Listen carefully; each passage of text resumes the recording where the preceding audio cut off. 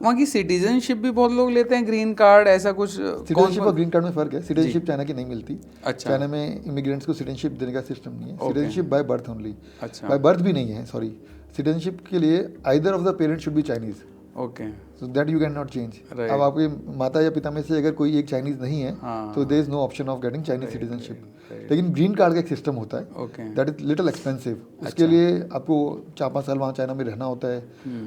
Average Chinese से आपको शायद 8 to 10 टाइम्स ज़्यादा टैक्स देना होता है। अगर एवरेज चाइनीज़ अगर एवरेज चाइनीज़ 2 लाख रुपए टैक्स दे रहा है तो आपको 20 लाख टैक्स देना है फॉर एग्जांपल 5 सालों तक।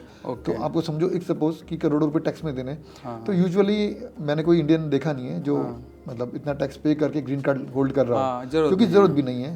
भाई आपको लॉन्ग टर्म स्टे के लिए वर्क वीज़ा चाहिए, जेड वीज़ा बोलते हैं, वो मिल जाता है। तो वो उसको मिलता है जो चाइना में जॉब कर रहा है, राइट। या जो अपनी कंपनी खोल कर भी कर सकता है। ओके। तो लोग कंपनी खोल लेते हैं। कंपनी खोलना बहुत ईजी, आप बिना चाइना गए यहीं पे बैठे बैठे राइट चाइनीज़ कंपनी खोल सकते हो। अच्छा। बहुत डिफिकल्ट नहीं है, कोई आपको चाइनीज़ पार्टनर की जरूरत नहीं है। अच्छा। तो वो चीज़ में भी हम असिस्ट करते हैं। Okay. We are consultant for that also. अगर किसी को चाइना में अपनी कंपनी खोलनी है, so we can assist in that.